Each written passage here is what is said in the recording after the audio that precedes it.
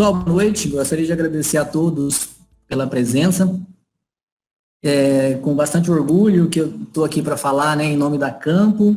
A Campo é uma empresa que nasceu junto com o desenvolvimento da agricultura no Cerrado, né? Então a gente está há mais de 40 anos na área e hoje, né, ainda tem esse orgulho de estar ainda ser, né, um personagem que continua contribuindo bastante com o setor agrícola.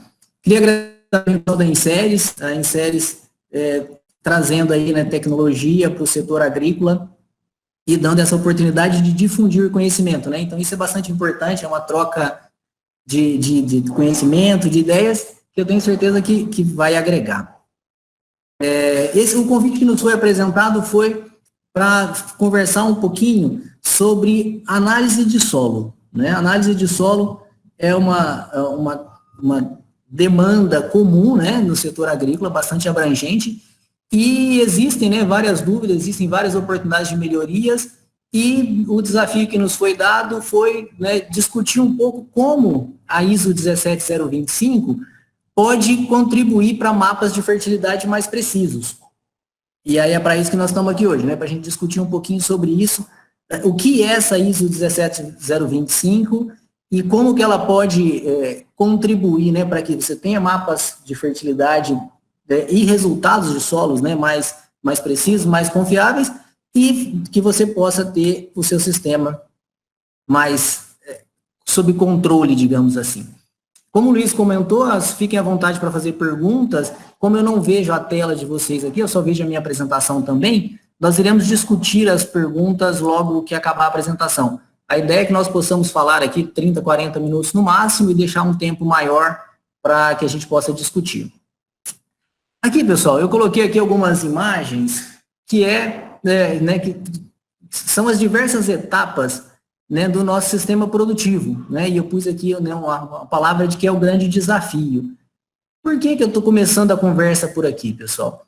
Porque qual que é a nossa realidade hoje, né? A gente tem áreas extremamente produtivas, sistemas muito bem manejados, e você tem lavouras, né, de centenas de hectares, milhares de hectares, e em um dado momento do sistema produtivo, você precisa, né, após a colheita, por exemplo, você precisa fazer uma amostragem de solo para que você possa definir a quantidade de insumos e fertilizantes que você vai utilizar. E aí você vai fazer uma amostragem de solo, está aqui na segunda figura, vai enviar, né, algumas amostras para o laboratório, e o laboratório ele vai fazer análise utilizando alguns poucos centímetros cúbicos dessa amostra. Então, o que era alguns hectares se transformou em 300, 400 gramas, se transformou em alguns poucos centímetros cúbicos. Com essa análise, né, com essa quantidade de amostra, nós iremos emitir um certificado, um relatório de ensaios de análises, e com esse relatório de ensaio de análise em mãos, é necessário calcular, avaliar e especificar qual a quantidade de insumos e fertilizantes que tem que novamente ser aplicado. Por que isso é um desafio, pessoal? Porque eu acho que, né, o importante é fazer com que se torne um ciclo virtuoso, né, para que a cada safra você possa melhorar o seu sistema, que você possa agregar o seu sistema, né, agregar tanto aspectos de fertilidade quanto, né, demais aspectos financeiros, por exemplo, né. E aí surge a grande dúvida, né, como assegurar a eficácia em todo o sistema produtivo, né, porque, voltando nessa imagem, assegurar a qualidade lá nas lavouras, temos, por exemplo, o manejo, né? E aí o manejo é uma coisa que hoje, né, nós sabemos a importância e isso é muito bem feito, né? Então isso agrega e garante qualidade ao processo produtivo. Com relação à amostragem, o cuidado com relação à heterogeneidade, com relação à representatividade dessas amostras, para que você possa ter um resultado fidedigno, né? Com relação às análises químicas, pessoal, existe a ISO 17025, que é o alvo da nossa conversa hoje, né? É uma norma que a primeira edição foi em 2005. Ela regulamenta os requisitos de qualidade para laboratórios de ensaios e de calibração. Então, ela assegura a qualidade nessa etapa. E como assegurar a qualidade na interpretação dos laudos de solo e cálculo dos fertilizantes e insumos? com base em conhecimento técnico, né? Então, essas são as chaves, digamos assim, para que cada uma dessas etapas seja bem controlada e tenha qualidade. Vamos parar para pensar primeiro no manejo, né? O manejo, uma lavoura bem manejada, ela pode ter uma elevada produtividade, e a gente tem visto isso, né? A gente percebe que a produção agrícola no Brasil aumenta numa razão muito maior do que a área, do que a abertura de áreas. Esse é sinal que nós estamos cada dia produzindo mais, pelo mesmo, mais sacas por hectare. Isso é um mérito, né, de todos os produtores e dos profissionais que trabalham com agricultura. A gente sabe também que o manejo pode melhorar muito e desenvolver, entre tantos atributos, a parte do perfil de solo, e o perfil de solo ele é, né, importantíssimo quando você pensa na produtividade, na saúde, né, da sua lavoura, e entre tantos outros aspectos de fertilidade, diminui consideravelmente o estresse hídrico, né? Então, por exemplo, em lavouras de sequeiro, então isso é bastante importante. E, finalmente, né, o manejo, um bom manejo, ele pode agregar, pode resultar num bom equilíbrio financeiro para que seja financeiramente sustentável. Beleza, o nosso segundo quadrinho lá falava de amostragem, né? Vamos conversar alguns slides sobre a amostragem, que essa é uma etapa importante do processo e que a gente tem que entender bem quais são as variáveis, né, para que a gente possa fazer bem feito e assegurar que as próximas etapas sejam corretas. Eu estou falando em amostragem, pus aqui o conceito de coleta, né? O que é coleta? Coleta é a retirada de uma alíquota, certo? De uma população. Então, no nosso caso, nós vamos ter uma lavoura e a gente vai fazer uma coleta, nós vamos retirar uma parte, né? Essa parte pode ser tirada de 0 a 20, 20 a 40, né? E por aí vai. Quem quer fazer perfil de solo faz até 80, 1 metro, como a gente estava conversando, né? Da importância de conhecer o perfil do solo. Mas a coleta é retirar uma alíquota. Então, a gente vai pegar uma imagem dessa população e vamos transferir para um balde. E nós temos uma coleta. E o que é a amostragem? Uma amostragem é a retirada de diversas amostras. Então, você tem diversas coletas, né? Você tira diversas alíquotas que você compõe uma amostra final, certo? E essa amostra que vai ser enviada para o laboratório. Então, se a gente for avaliar, né, nós temos uma coleta de alíquota e amostragem, várias coletas da mesma população, certo? E aí a gente vai se perguntar, né, então isso significa que a amostragem é melhor do que a coleta? Depende, né? Por quê? Quando você vai, por exemplo, fazer você vai lá no famoso tirar sangue, né? Quando você vai tirar sangue, você vai fazer uma coleta de sangue. Imagina se você chega lá, o farmacêutico fala para você que ele vai fazer uma amostragem de sangue, ou seja, ele vai te fazer vários furos, né, desnecessariamente. Por que né, já que é uma análise tão importante, uma análise de sangue pode ser feita uma coleta? Por causa da homogeneidade né, do nosso sangue. Nós temos um adulto que tem 30 e poucos litros de sangue e ele é extremamente homogêneo, né? Então você pode fazer uma amostragem utilizando uma única coleta, e isso é representativo. Só que se a gente pensa em lavoura, né, a gente pensa na agricultura, existe essa mesma homogeneidade? Não, né? A gente sabe que a chave da fertilidade do solo é exatamente conhecer a heterogeneidade da área, né? Você tem às vezes um pivô pequeno, um lado produz mais que o outro, você tem algumas manchas, você tem, né, entre tantos outros aspectos que vão fazer com que a fertilidade varie. Então, não dá para você fazer uma coleta, né? Você tem que fazer um processo de amostragem. E de onde que vem essa heterogeneidade, pessoal? Né, alguns aspectos dessa heterogeneidade você controla, outros não. Então, por exemplo, condições climáticas, relevo, pluviosidade, para quem trabalha com sequeiro, você não controla, né? Mas você pode manejar o solo, né? Ou você pode também, outros aspectos que você não controla, né? É a heterogeneidade resultante do solo, do próprio solo, de material de origem, né? Você tem área que tem um pouquinho mais de argila que outras, área que tem um pouco mais de cascalho que outras.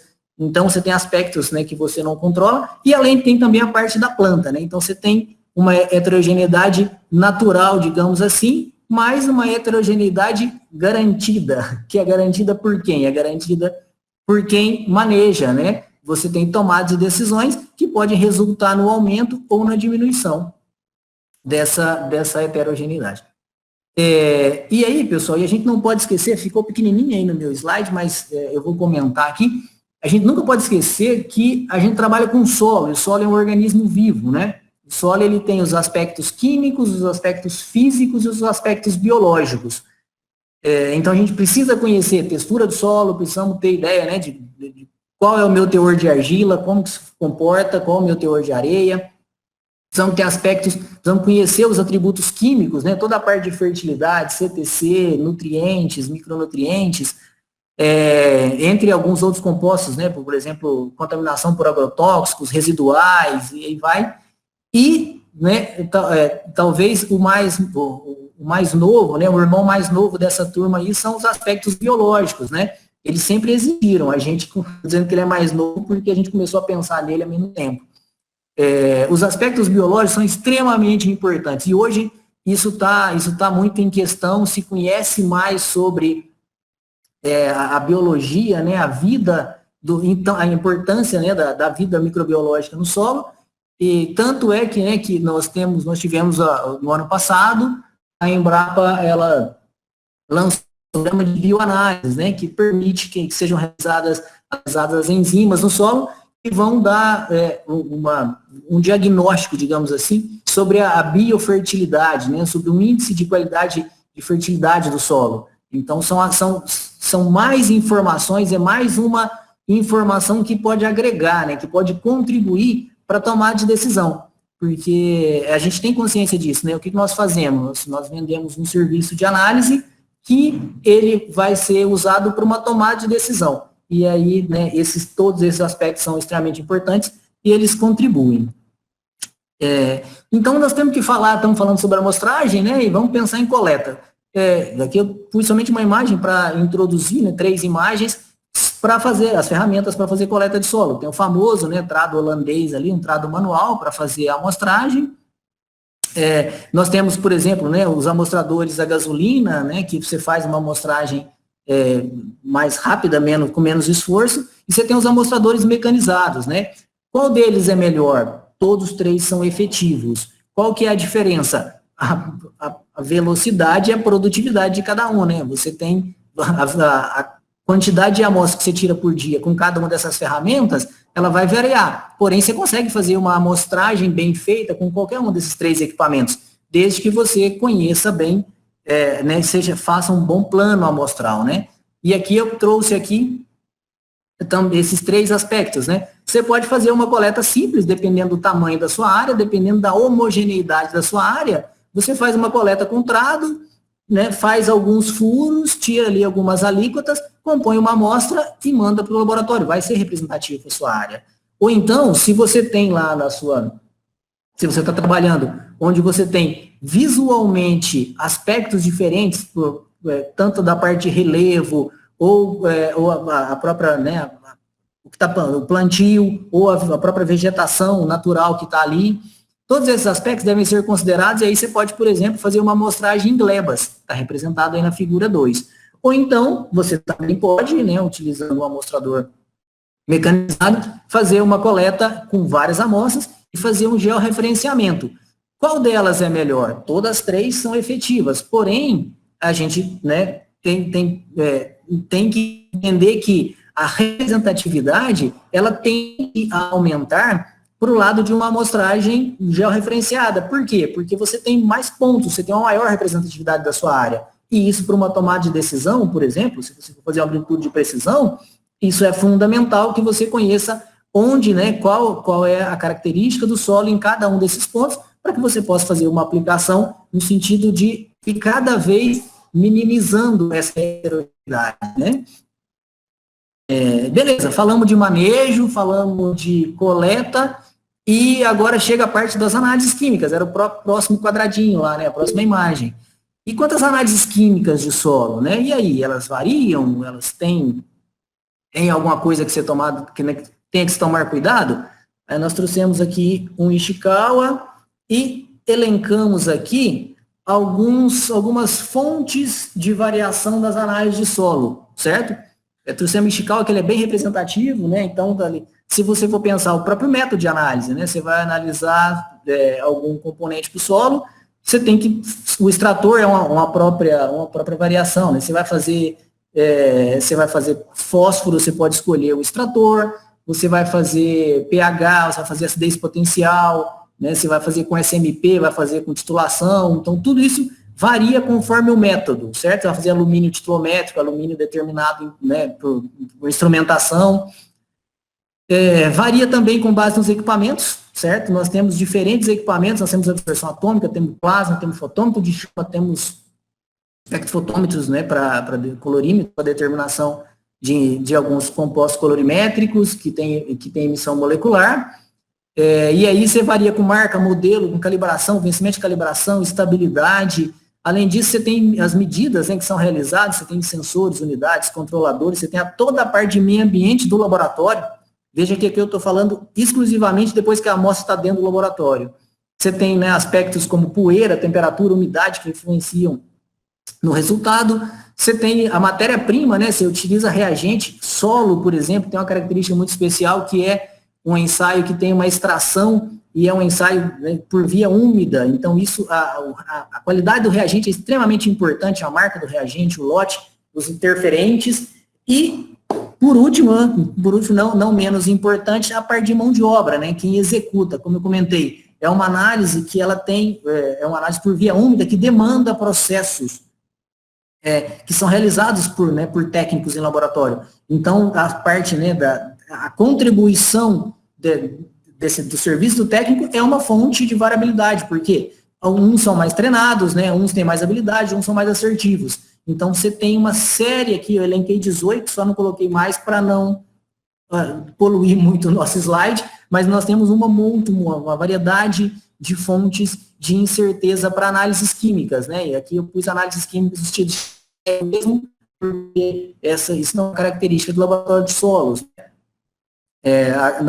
Por exemplo, aqui nós temos diversos laboratórios com outras matrizes e que a gente tem que tomar o mesmo cuidado. Como que nós vamos minimizar o impacto dessas variáveis? Eu apresentei para vocês um monte, pessoal. A chave de eficiência está aqui, ó. Nós temos que ter procedimentos e treinamentos, temos que ter padronização e temos que ter controle interno. Procedimentos e treinamentos. Isso é uma coisa que um laboratório não pode nunca negligenciar, certo? Ele tem que treinar, escrever. Precisa estar escrito e todo mundo precisa saber o que tem que ser feito. Tudo tem que estar muito claro, né, na cabeça do técnico qual é o detalhamento do processo. E o segundo item aqui é a padronização, gente. A ISO 17025 é uma ferramenta indispensável quando você pensa em qualidade de laboratório, né? A ISO, ela te auxilia, ela traz para você o caminho das pedras. Como que você faz para controlar o seu processo? Quais são as variáveis que você tem que considerar? Então, ela permite, né, isso, ela traz isso para você. E todos os controles internos, por quê? Porque nós temos processos que variam e que precisam ser checados diariamente, né?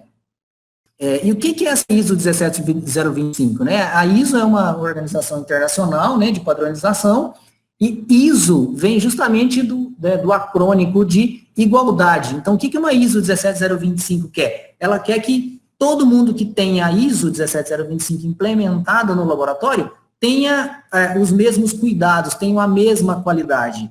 Como que ela faz isso? Ela faz isso com base em padronização de requisitos. Então, ela te traz um monte de requisitos para que você possa implementar. Qual que é a grande diferença, gente? Para quem já tem experiência na ISO 9001, ISO 14, 18, né, entre outras ISO, a diferença é que a ISO 17025, você implementa a ISO, porém, vem um órgão certificador e ele atesta a sua qualidade. Então, você implementa, vem aqui, né, o pessoal do Inmetro ou das redes metrológicas, né, de Minas Gerais ou Rio Grande do Sul, depende do seu órgão acreditador, e eles vêm e acompanham o processo. Fala para você, tá bom, você implementou a ISO? Implementei. O que você analisa? Eu analiso o solo. beleza, faz aí que eu quero ver se você sabe fazer mesmo. Quem vem é quem entende, quem sabe o que está fazendo. E aí, é isso, né, que o nome, né, quando você tem a 9001, você tem um sistema de gestão 9001 implementado. Quando você tem a 17025, você tem uma acreditação, ou seja, seu resultado é acreditado pelo Inmetro. Você usa a logo do Inmetro no seu resultado, ou da rede metrológica, né? Qual é a diferença entre redes estaduais e o Inmetro? O Inmetro tem uma abrangência internacional, né? Ele tem um reconhecimento mútuo com o ILAC, então você tem uma abrangência nacional e até internacional, e as redes metrológicas têm abrangência estadual, e elas tiveram um papel fundamental na difusão, treinamento. Desde 2005, as redes trabalham muito forte nesse aspecto, e essas redes fizeram um trabalho extremamente valoroso de treinamento e de motivação para que isso fosse feito. A ISO surgiu lá em 2005, né? E aí ela trouxe, né, a última versão dela é agora 2017, e ela apresenta os requisitos mínimos para o laboratório testar sua competência. Veja, são os requisitos mínimos. É a partir dali que você vai começar a, né, desenvolver o seu processo. E ela assegura, né, entre outras coisas, confiabilidade, reprodutibilidade e a parte de exatidão dos resultados. E aí, pessoal, pus uma frase aqui em vermelho para chamar a atenção, que é o seguinte: desde o advento da 17025, a qualidade do laboratório deixou de ser um diferencial e tornou uma obrigação. É um requisito de qualidade, né? Um requisito da 17025 você ter qualidade. Então, deixou de ser né, nós somos um laboratório de qualidade. Hoje nós temos obrigação de ser, porque nós temos a ISO 17025 implementadas. O que é qualidade no laboratório hoje são outros aspectos, né? Bom atendimento, tempo de resposta, uma boa relação com o cliente, boa relação com o fornecedor, né? Entre outras relações que existem, né? Entre cliente e fornecedor. E a 17025, ela traz dois grupos de requisitos, né? Os requisitos técnicos e os requisitos de gestão. Dessa nossa conversa, né, a gente poderia fazer isso por horas falando sobre 17025, mas nós vamos ter alguns minutos, nós vamos nos ater aos requisitos técnicos, né, que é o que é importante, né, para a gente discutir aqui nesse momento. E aí eu volto lá no objetivo, né? Então, como que esses requisitos da ISO 17025 pode garantir mapas mais confiáveis? A partir de agora eu vou começar a responder essas perguntas que a Insérie nos fez. O primeiro requisito técnico é a parte de pessoal, né? A norma exige que você tenha pessoal técnico capacitado, autorizado, treinado. Você tem que ter técnicos em química, em agrícola, técnica em meio ambiente, formação técnica afim com a área de laboratório, para que ele possa atuar nas análises. Além disso, eles precisam ser treinados e capacitados, né? Eles precisam, dependendo da função, você tem que ter uma experiência mínima para ele executar. E isso, pessoal, isso é de sobremaneira importante, porque é o seguinte: o que está acontecendo já há pelo menos uma década?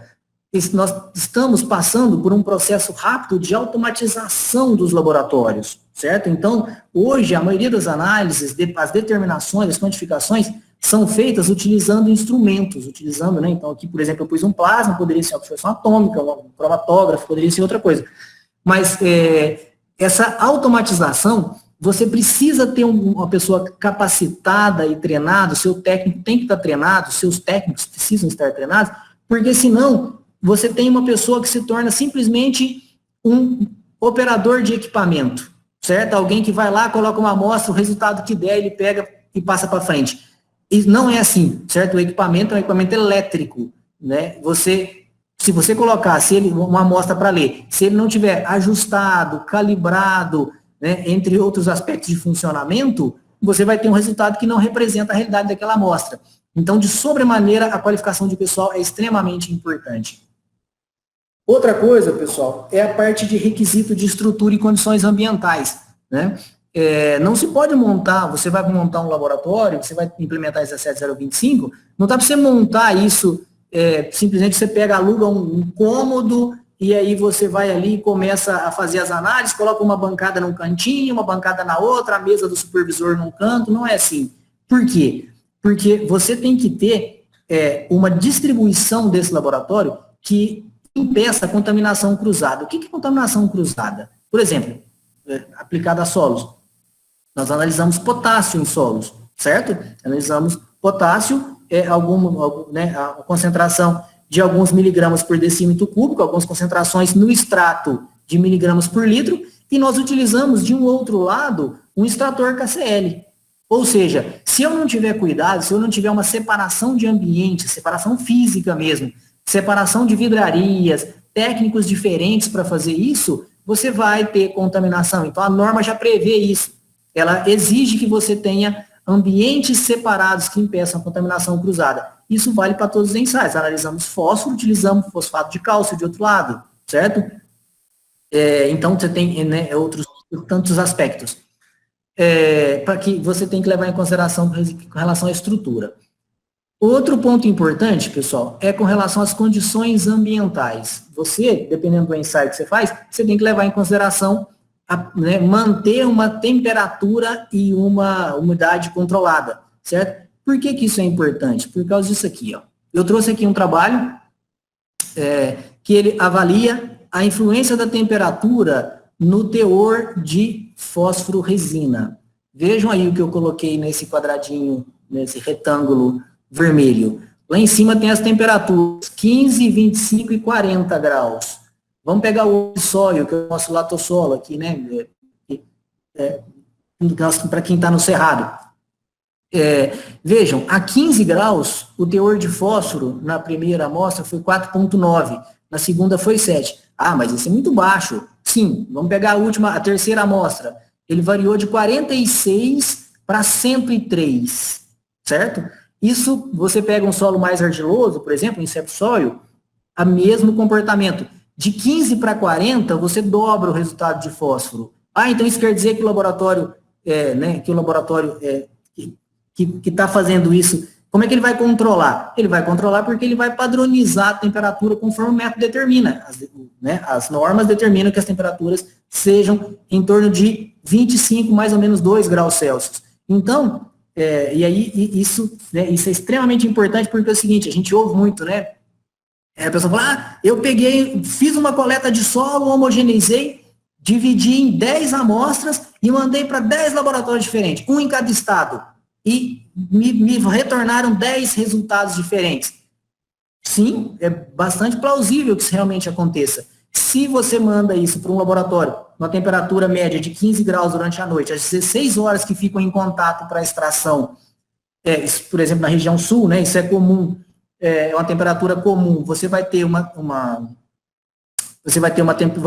taxa de extração, né, para o fósforo, por exemplo, que vai ser muito menor do que se você mandou essa amostra para o Mato Grosso, para a Bahia, aqui, né, para Minas Gerais, porque isso vai variar. O que o laboratório tem que fazer? Manter um ar-condicionado bom, uma temperatura de 25 graus Celsius, que se mantém durante todo o processo de extração, durante o processo analítico. Né? Então, essa variação, pessoal, é uma variação devido à entalpia de extração. Né? Você tem Gibbs atuando, né? Você tem ali um processo de difusão do fósforo que ele vai ser proporcional à energia, né, na forma de temperatura envolvida no processo. Não pus aqui um retângulo vermelho, mas vocês podem observar que para cálcio, potássio e magnésio, a temperatura não é tão importante. Por quê? Porque eles são muito mais lábeis, a extração deles compostos é muito mais fácil. Mas isso não é não é só para o fósforo. Vamos pensar, efeito da temperatura no pH. O pH você pode variar 1 ponto de pH se você variar a temperatura. Ah, mas só para química de solo? Não, física de solo, certo? Está aqui. Se você, uma temperatura de 15, sua argila vai variar 2 graus a menos. Uma temperatura de 36, 38, vai variar 5 graus a menos. Entre um resultado, né, vai dar uma faixa de 7 não graus, pessoal, desculpa, 7% de argila. Para mais, né, entre um método e outro, por exemplo, o método densímetro. Então, isso é extremamente importante que você tenha um controle de temperatura em todos os processos. E não vale deixar o ar-condicionado ligado só de dia enquanto o pessoal está lá, não. Os laboratórios que não são 24 horas e que fecham à noite, você tem que manter o ar-condicionado ligado o dia todo. Além, então, falando das condições ambientais, vamos falar que agora a parte de equipamentos. Né? Ter equipamento é uma grande vantagem para o laboratório, né? Por quê? Porque o laboratório sai ali de um processo de bancada e ele começa a fazer as determinações instrumentais. Porém, comprar o equipamento não resolve os seus problemas, não resolve a sua vida. Na verdade, você começa a ter outros tipos de problema. Por quê? Porque o equipamento ele é muito mais exigente, né? Com relação aos controles, a capacidade do técnico, ele é muito mais sensível a interferentes. Então, você tem que levar em consideração que você tem que ter os equipamentos, mas eles precisam ser calibrados conforme com a rede, com calibração RBC. Você tem que levar em consideração que, eu calibro meu equipamento uma vez por ano. Não é assim. Você vai calibrar o seu equipamento e você vai utilizar um algoritmo, né, uma matriz, para que você possa verificar qual é a frequência de calibração. Ela pode, Schumacher, por exemplo, né, o algoritmo que você faz isso. Essa frequência de calibração pode ser maior ou menor do que um ano. Quem vai determinar isso? O próprio laboratório. Não existe regra, conforme o seu processo. Porque, na prática, você tem um mesmo equipamento que analisa N matrizes, então isso vai variar por tipo de matriz. Esses equipamentos precisam ser aferidos, né, diariamente, às vezes muito mais que um dia, uma vez por turno, por exemplo, uma vez a cada hora, cada vez que o padrão sai fora. Eles precisam, né, você tem que fazer manutenção preventiva e fazer qualificação, certo? Exemplos aqui, pessoal. Trouxe, por exemplo, o resultado de matéria orgânica. O que acontece? Matéria orgânica em solo é um método que você tem que fazer uma curva de calibração utilizando a matriz. E aí, se você não tiver um equipamento sob controle, o equipamento que é aferido e verificado diariamente, você lê a sua curva de calibração e depois você começa a medir as amostras, a intensidade do equipamento cai e os seus resultados caem consideravelmente. E aí você começa a ter resultados de matéria orgânica que, por exemplo, não representam. Isso vale para todos os aspectos. Matéria orgânica, mas vale para outros ensaios também. Outro aspecto, pessoal, métodos, certo? Requisitos de validação de método. O laboratório tem que utilizar métodos referendados, que sejam publicados por instituições de referência. E aí, o que é importante? Eu vou até colocar aqui já essa frase, que é o seguinte, pessoal. Não é porque um método existe que o laboratório consegue reproduzi-lo. Isso é uma coisa que é um engrandecimento que a 17025 traz para todos os laboratórios, que é o seguinte, o método existe, sim, ele está lá, ele foi publicado, você tem que validar ele dentro do seu laboratório, calcular as figuras de mérito. Por quê? Porque, dependendo da sua estrutura, você não consegue reproduzir aquele método de maneira fidedigna, né? Então, você tem que ter validação, cálculo das figuras de mérito, limite de detecção, faixa de trabalho e outra coisa, padrões rastreáveis, né? Você não pode ter um método que você não tem um padrão. E aí, também aqui, é um outro aspecto que o pessoal fala, mas você tem um laboratório, analisa isso para mim. Você fala, eu não analiso. Mas é só colocar lá e ler. Não é só colocar e ler. A gente tem que validar esse método, como a gente tem a 17025, a gente não pode fazer isso, né? Então, isso é um aspecto que deve ser considerado, certo? E aqui eu trouxe, né, alguns exemplos, pessoal, se você for lá no Science Direct, você vai pegar, você procura artigos lá de sensores para análise de solo. É o futuro, sem dúvida nenhuma, você ter sensores, né, a gente já tem sensor para determinar a produtividade durante o momento da coleta, da colheita, você tem um monte de sensores que fazem de tudo, né, com o advento da tecnologia. Porém, isso não é um método validado ainda, né? Então, eu pus aqui, artigo científico é diferente de método validado. Por exemplo, a gente pode falar, olha, eu posso ter um raio-x que faz uma determinação em solo? Posso. Ele vai apresentar resultados confiáveis para aquela amostra, para aquele teste que foi feito, sim, o artigo foi publicado, foi revisado por pares. Porém, isso é um método validado, que tem abrangência, reprodutibilidade, repetitibilidade, que possa ser aplicado no país inteiro? Ainda não, né? Então, não existem milagres de maneira de a gente falar, olha, tem um equipamento tal que ele vai resolver todos os problemas e não vai precisar mais de um laboratório. A gente até gostaria de ter esse equipamento, nós iríamos produzir muito mais. Porém, isso não existe, né? Não existe ainda. Não existe uma análise instrumental que analise tudo de maneira confiável. Nós temos diversos estudos, métodos validados, ainda não temos nenhum. Outro aspecto, gente, e aqui vem a parte, né, que o pessoal mais assusta, certo? Que é da parte de rastreabilidade, né? Então, sempre que um laboratório começa a implementar, uma das coisas que ele mais, mas você tem que controlar tudo. Tem que controlar tudo. Aqui estão as etapas, né, principais de um laboratório. Recebimento de amostra, inspeção da amostra, secagem, preparo, coleta, extração, análise química, validação do resultado e emissão do certificado. Aqui estão os controles que nós fazemos, por exemplo, não só nós na Campo, né, todo laboratório acreditado. Quando a amostra chega, você sabe quem recebeu, tem uma proposta, tem um pedido, tem um e-mail, qual foi a hora, registra um dado no sistema. A amostra chegou, tem que avaliar a integridade da amostra. A gente sabe quem fez, que horas que fez, qual documento que ele registrou, aonde ele anotou isso. E aí você vai fazendo os controles, não vou ler para vocês, gastaria um tempão.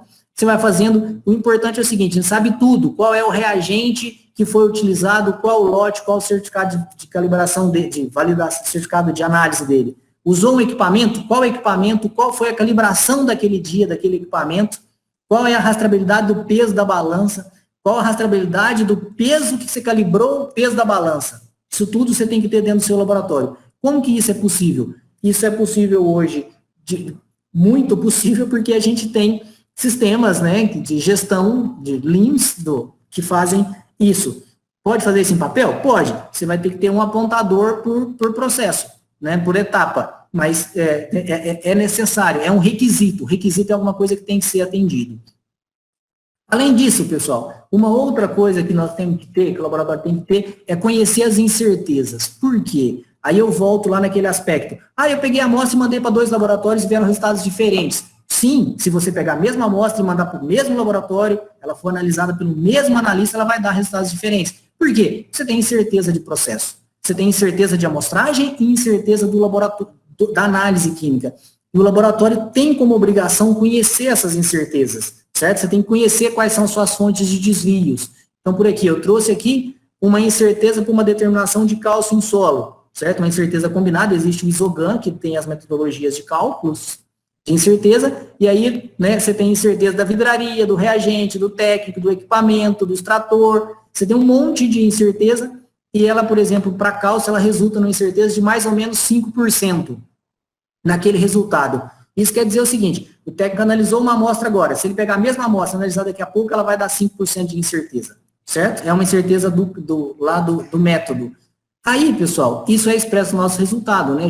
Nós mostramos aí o certificado de análise e tá aí a incerteza. Então, para o pH, você tem uma incerteza de 0,3, certo? Mas é só colocar o eletrodo. Sim, é só colocar o eletrodo para fazer a determinação. Só que tem a incerteza da calibração do eletrodo, a incerteza do vidro, a incerteza elétrica. E além disso, pessoal, uma coisa que deve ser considerada, nós temos uma estimativa de incerteza, a gente é obrigado, né, a calcular e fazer uma estimativa da incerteza de amostragem. Uma estimativa da incerteza de amostragem, ela foi de 11%, certo? Então, 11% você pegar e você soma na incerteza lá nos seus 5% de incerteza de método, essa incerteza, 5% é um número bastante normal para métodos instrumentais. Se a sua faixa de trabalho for muito pequena, a sua incerteza aumenta, sua incerteza vai ir para 10%, 15% quando você trabalha em ppbs, né, em microgramas por litro, e ela cai um pouco quando você trabalha com percentual. Mas então você tem que somar essas incertezas, tanto da amostragem quanto do laboratório, para que você possa saber se o resultado é igual ou diferente. O que isso significa? Está aqui, ó. Eu tenho 2 mensurandos, certo? Então, se eu pegar aqui, eu tenho que, vejam que eles estão, eu tenho uma distribuição gaussiana e eles estão completamente separados. São resultados distintos. Porém, quando eu tenho uma sobreposição, quando você pega a faixa, né? Então, isso é igual mais ou menos, lembra quando a gente via lá as pesquisas presidenciais, né? O candidato A está tecnicamente empatado com o candidato B. Por quê? Porque era 30 mais ou menos 3 e o outro era 25 mais ou menos 3. Está havendo em algum momento esses caras podem ter resultados diferentes, podem ter resultados iguais. Então, né, quando você tem você tem que considerar a faixa de incerteza, quando você tem uma sobreposição das gaussianas, isso é um resultado igual. Além disso, pessoal, já encerrando, já está dando nossos 40 minutos. O laboratório ele tem que implementar controles, certo? Controles que asseguram a qualidade. Quais controles são esses? Primeiro, utilização de padrões rastreáveis. Não existe análise sem padrão. É impossível. Controles de brancos e duplicatas. Participação em ensaios de proficiência e controle estatístico.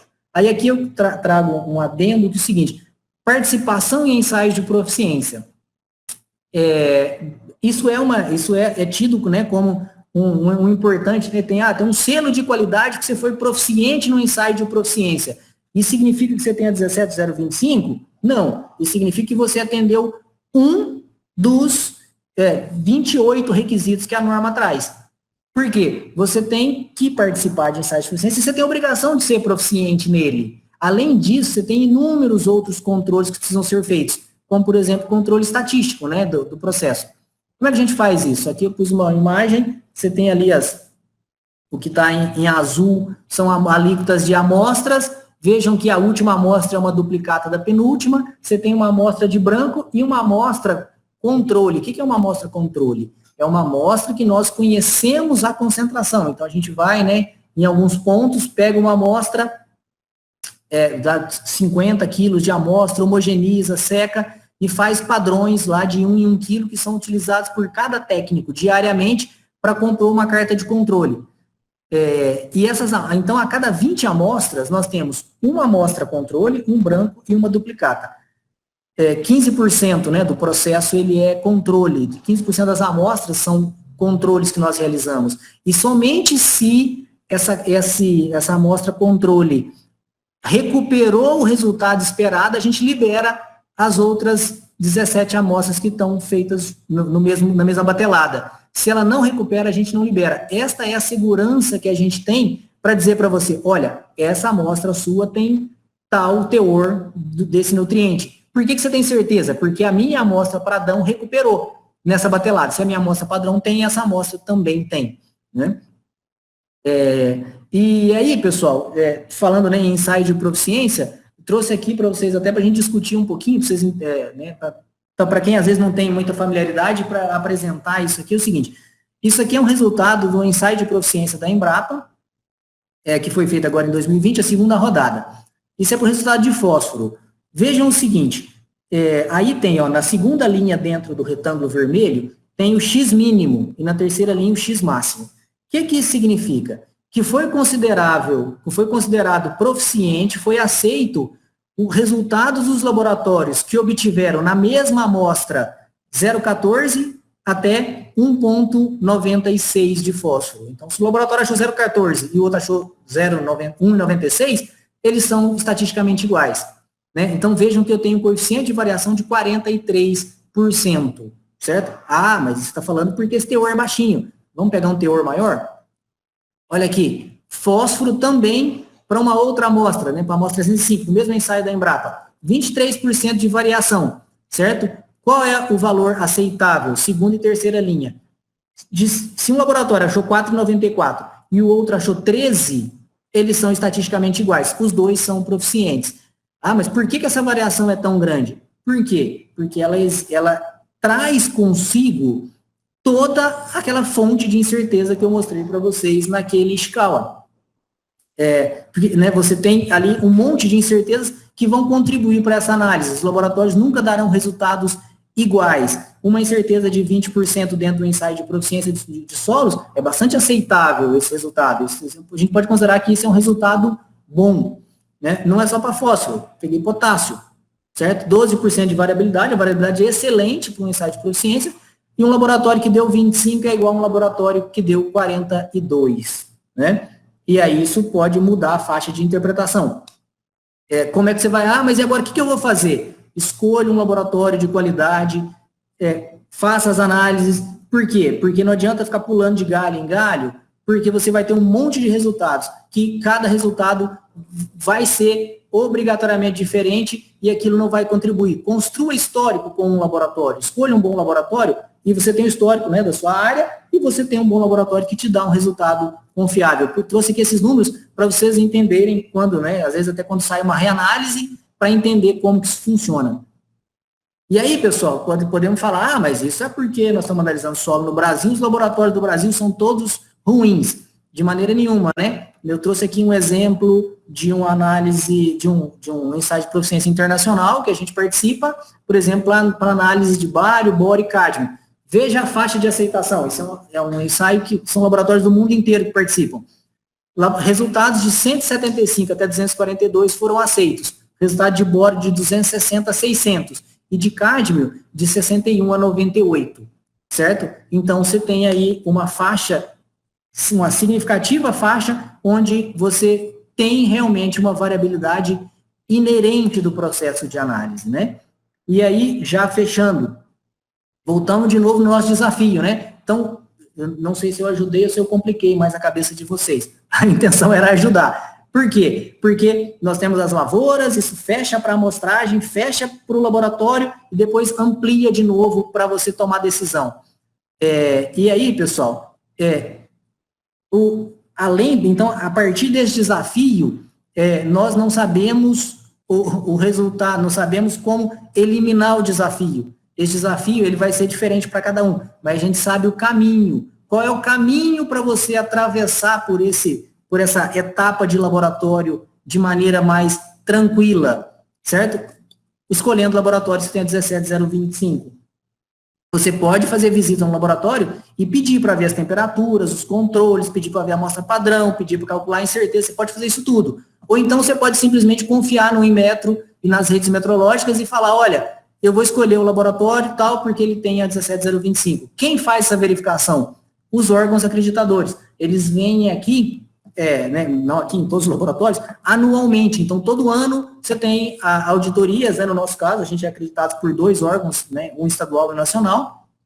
A gente tem auditoria todo ano que justamente verifica isso tudo e que verifica muito a fundo por pessoas que entendem. Então, isso dá tranquilidade para que você possa falar, olha, eu contratei um laboratório, ok, eu vou ter um resultado que é um resultado bom, por quê? Porque o laboratório tem a 17025. Quais são as conclusões? Desculpa, passei um slide a mais. As conclusões são o seguinte, primeiro, a 17025 apresenta os requisitos mínimos de qualidade para um laboratório de ensaio, certo? São os requisitos mínimos, não são os máximos. O laboratório pode crescer muito a partir disso, pode melhorar muito, mas ela traz os requisitos mínimos para que um laboratório seja acreditado, para que ele tenha qualidade. Eu repeti aqui a frase que eu acho bastante importante. Com o advento da 17025, a qualidade deixa de ser um diferencial. Isso é uma obrigação, é um requisito da norma. Você tem que ter qualidade, né?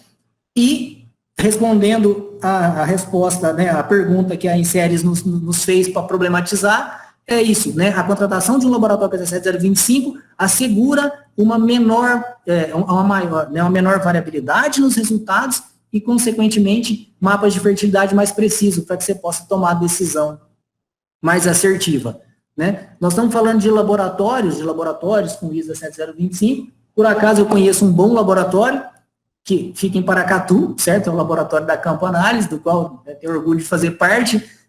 O nosso laboratório, fazendo aqui um merchan, inclusive, né? Então, nós temos um conjunto de laboratórios para análise de solo, tecido foliar, fertilizante, água, efluente, análises ambientais, análises bromatológicas, bioanálise de solo, qualidade, análise ecotoxicológica. É um conjunto de laboratórios, certo? Que tem aqui uma área de quase 2.000 metros quadrados e nós temos hoje 108 colaboradores empenhados em fazer uma boa análise e dar um bom resultado para vocês.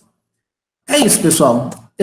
Se vocês estivessem aqui presencialmente, eu ia convidar todo mundo para fazer um coffee break, para tomar um café. Como cada um está no conforto do seu lar, eu só quero me colocar à disposição para responder a todas as dúvidas que vocês tiverem.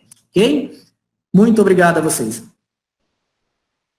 Fernando, a gente que agradece você pela apresentação. Foi, sim, muito bacana te ouvir falar. Já temos algumas perguntas aqui também. E, pessoal, agora é a hora. Se vocês têm perguntas para mandar para o Fernando, usem o chat, mandem aí que a gente já vai elencar elas para o Fernando responder. Beleza? Vamos para a primeira pergunta. Fernando, a pergunta do Gustavo. É muito difícil ou demorado para o laboratório ter essa certificação da ISO? E se não for, qual é o motivo dos laboratórios ainda não terem essa certificação? Certo, beleza. Gustavo, obrigado pela pergunta. Não é difícil, mas também não é fácil, não é um processo automático, certo? Por quê? Porque você tem que, muitas vezes, um laboratório, quando ele começa a acreditar, ele tem que mexer basicamente em tudo, desde pessoal, infraestrutura, controles, e isso demora sim. Então, se você, para não dizer que eu não respondi a sua pergunta, eu te digo que menos de um ano é quase impossível um laboratório acreditar. Isso é um processo que vai durar de 1 a 3 anos, até porque é o seguinte, o próprio Inmetro, quando você inicia o processo, ele demora 8 meses para vir fazer a primeira auditoria. Então, o tempo mínimo é 1 ano, tempo médio, uns 3 anos.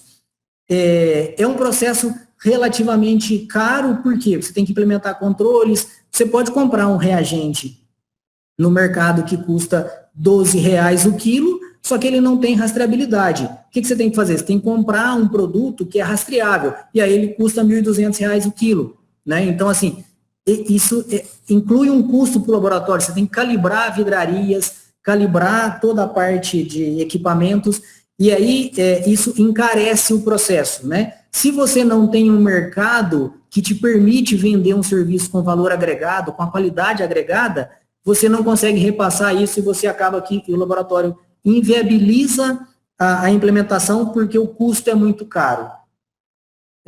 Acho que é isso, né, Luiz, que o Gustavo tinha perguntado? Tempo e... por que os laboratórios não implementaram ainda, né? Isso, pessoal, é o seguinte...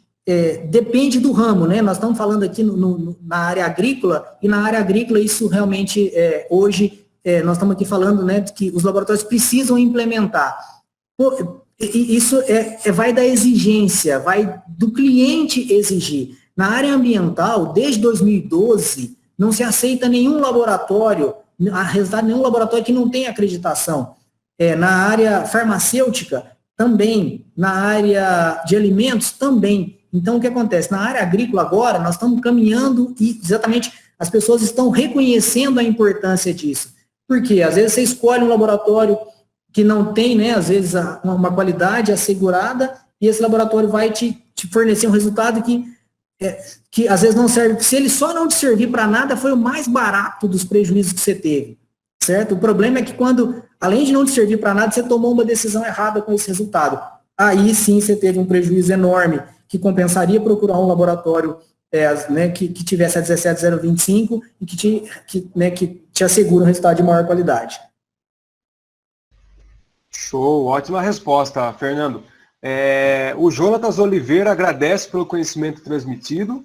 O Pércio te dá parabéns e fala que ele acredita que isso é muito útil para quem trabalha com agricultura de precisão. Vamos para a pergunta do Jefferson.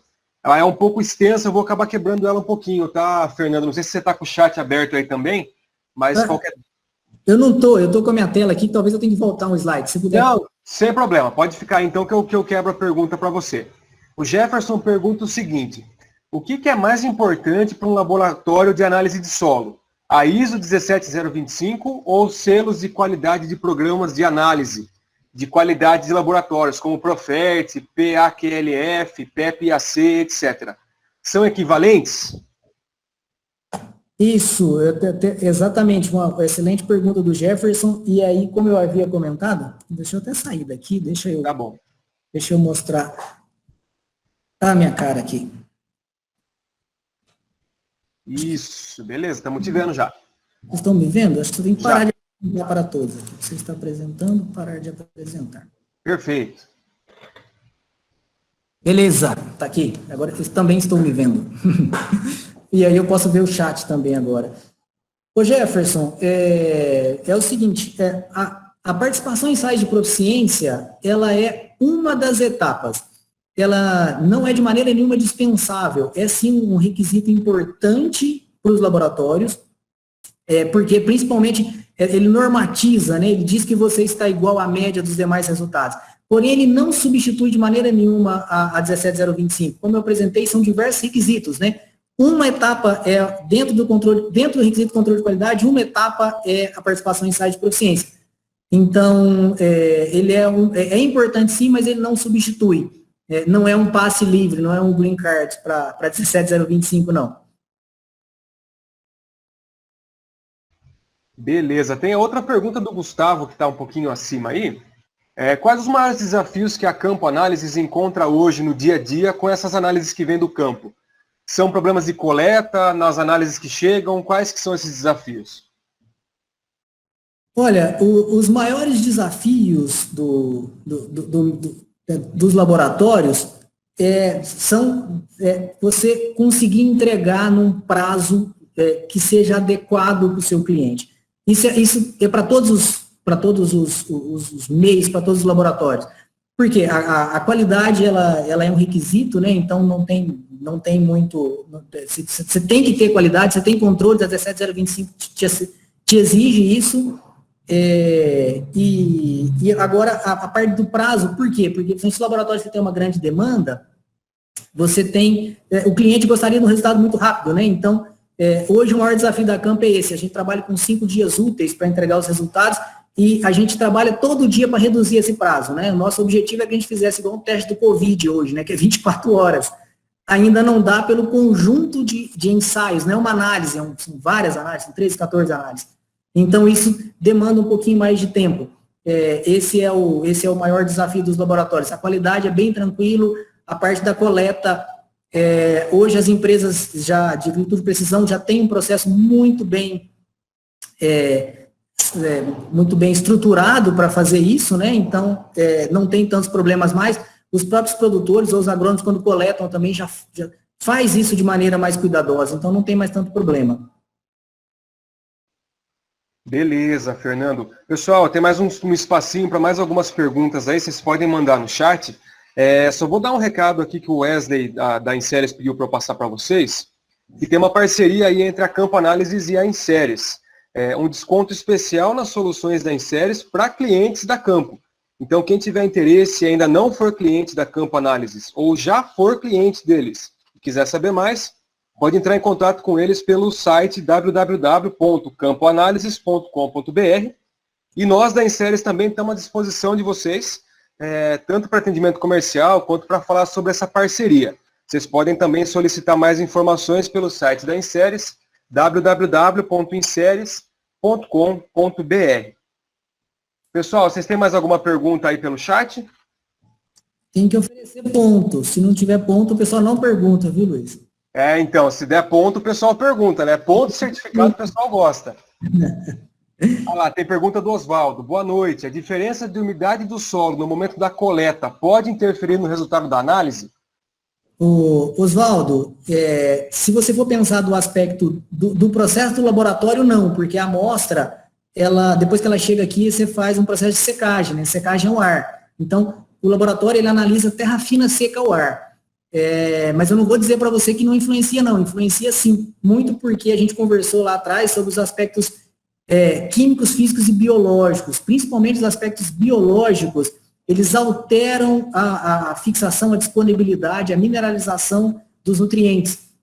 Então, isso pode, né, devido à umidade, se você faz período seco, período pós-chuvoso e período seco, você pode ter uma diferença não resultante do laboratório, da análise, mas resultante do processo lá do solo, do in situ do solo. Beleza. Agora a última pergunta, a pergunta do Caio. Fernando, as amostragens podem ficar muito tempo armazenadas até chegar ao laboratório? Isso, depende do ensaio, Caio. Se você for nitrogênio, por exemplo, é um ensaio que tem que ser feito, a amostra tem que ficar refrigerada, no escuro, e ela tem que chegar aqui em 24, 48 horas. Porém, se você vai analisar aspectos minerais, né, os nutrientes, a maioria deles são minerais, essa amostra ela pode ser armazenada por um tempo maior. Então, assim, uma semana, isso é muito tranquilo. É claro que a gente pede para não deixar a amostra no sol, não deixar a amostra com umidade, isso tudo impacta no resultado, né? Altera um pouco a característica da amostra. Porém, se você for armazenar por um longo tempo, estou fazendo um estudo, eu preciso armazenar isso até publicar o artigo. Pega a amostra, pega uma alíquota, coloca no escuro, coloca numa câmara fria ou numa geladeira. Você pode armazenar anos uma amostra. Ou então se liofiliza, se for aspectos minerais também, se liofiliza a amostra, seca a amostra, põe num potinho, que também dura bastante tempo. Então, resumindo a sua pergunta, por uma amostragem convencional do dia a dia, que você vai fazer na lavoura, pode demorar uma semana para mandar para campo ou para qualquer laboratório, né, para outro laboratório. Não tem problema. Agora, se você for guardar por muito mais tempo, tem um cuidado especial com ela. Perfeito, Fernando. Temos mais 2 perguntas. Você tem tempo de responder essas 2 ainda? Cara, eu só tenho compromisso amanhã às 8 na Campo. Então vamos lá. Jefferson pergunta, alguns laboratórios utilizam estufa de circulação forçada para secar o solo coletado? Isso é o recomendado? Ô Jefferson, depende da temperatura, certo? Por quê? A gente sabe, que o boro, por exemplo, ele é um nutriente, né? Ele é um ensaio, um parâmetro que ele volatiliza. Então, é claro, o procedimento, ele diz, terra fina seca ao ar. Então, qual que é o procedimento correto? Secar o ar. É evidente que tem laboratório que não tem estrutura para secar o ar, não tem lá um enorme galpão para fazer secagem ao ar, e aí eles acabam validando o método de secagem em estufa. Se você valida, ok, né, um auditor acreditou naquilo e diz que aquilo é ok, pode ser usado sim. A temperatura é importante, tem que secar isso numa temperatura que não seja ali superior a 45 graus, para você não começar a perder boro. O grande risco é que, às vezes, na pressa de secar rápido, coloca ali a 80 graus, seca em 2, 3 horas a amostra. Porém, se você fizer isso, você vai perder boro, e aí você vai ter resultados de boro menor do que a sua realidade.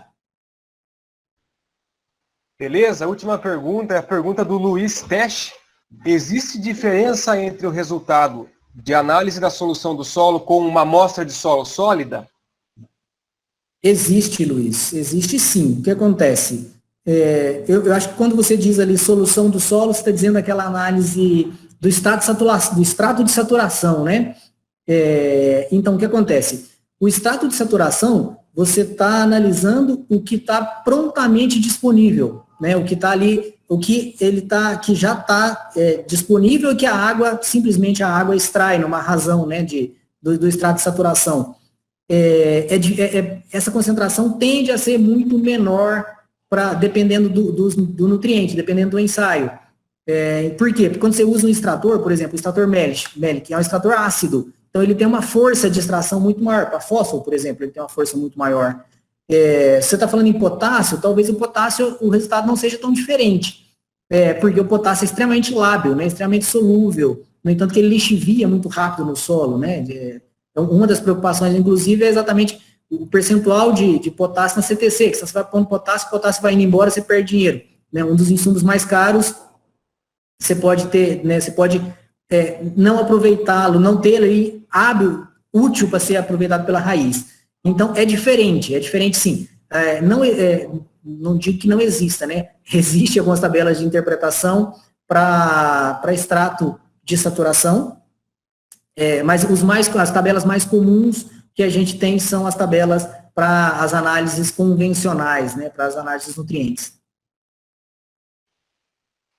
Fernando, aí fica o espaço para você, então, dar o seu recado final aí para o pessoal e a gente já parte para o encerramento. Beleza, pessoal, gostaria de agradecer a paciência de todos que se propuseram a estar aqui, né, numa noite de quinta-feira. Sei que daqui a pouquinho tem uns jogos de futebol, todo mundo já vai estar ansioso aí para ver como é que termina, ou se já terminou na rodada passada, né, ver se vai só confirmar. Foi um prazer estar aqui com vocês, é uma experiência nova, né, para a gente falar via web, e acho que é uma ferramenta legal que pode ser difundida. A gente está, né, antigamente, no começo da pandemia tinha as lives, aí a gente cansou das lives. Aí eu espero que a gente não canse dessa ferramenta de difundir conhecimento técnico ao longo do tempo.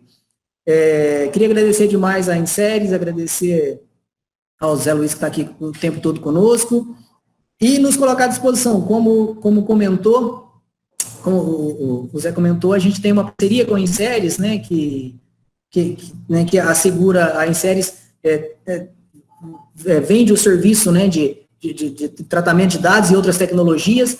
Então a Campo é um laboratório que presta serviços, são serviços que têm uma simbiose enorme, então a gente uniu forças para que vocês possam ter, né, o melhor tratamento de dados, a melhor resposta e um resultado confiável e um bom resultado, né, de um bom laboratório. É isso, pessoal. Muito obrigado a vocês, uma boa noite. E aí, espero que todo mundo né, fique bem nesse momento tão difícil que a gente está passando. Beleza? Um abraço a todos. Obrigado, Igor. Obrigado ao Júnior, ao Wesley. Obrigado a todos vocês. Boa noite.